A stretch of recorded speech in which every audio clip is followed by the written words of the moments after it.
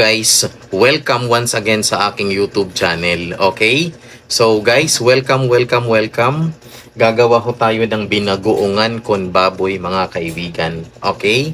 Syempre, this is easy peasy lemon squeezy lang mga kaibigan. Ang unang ingredients natin, syempre, meron tayo ditong pork. We have here pork cubes. Tapos meron tayong 1.5 tablespoon ng oil. We have bagoong 2 tablespoons at saka 2 tablespoons din ng vinegar or white vinegar. Meron tayo ditong 3 pieces ng tomatoes.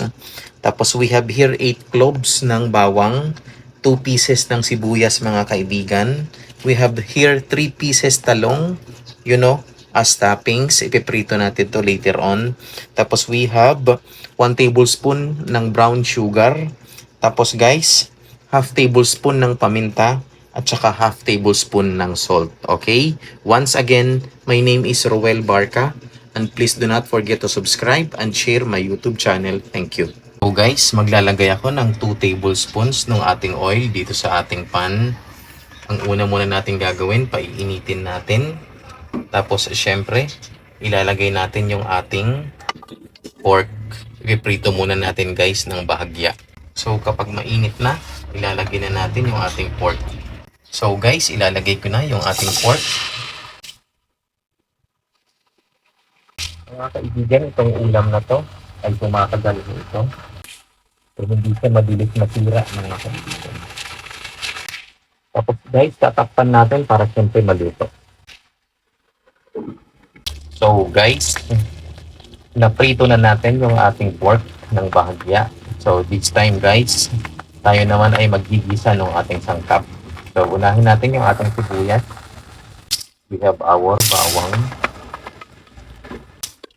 So guys, we have our tomatoes. Tapos guys, this time ihahalo na natin sila sa ating pork. Half cup of water.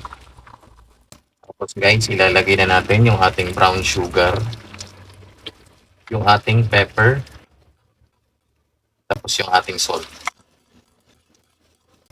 Guys, we will add bagoong 2 tablespoons. And of course, maglalagay tayo guys ng vinegar or white vinegar. 2 tablespoons din.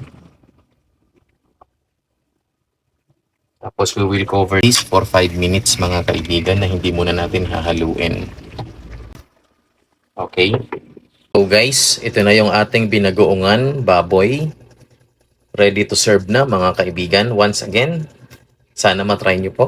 Please do not forget to subscribe on my YouTube channel and please share. Thank you.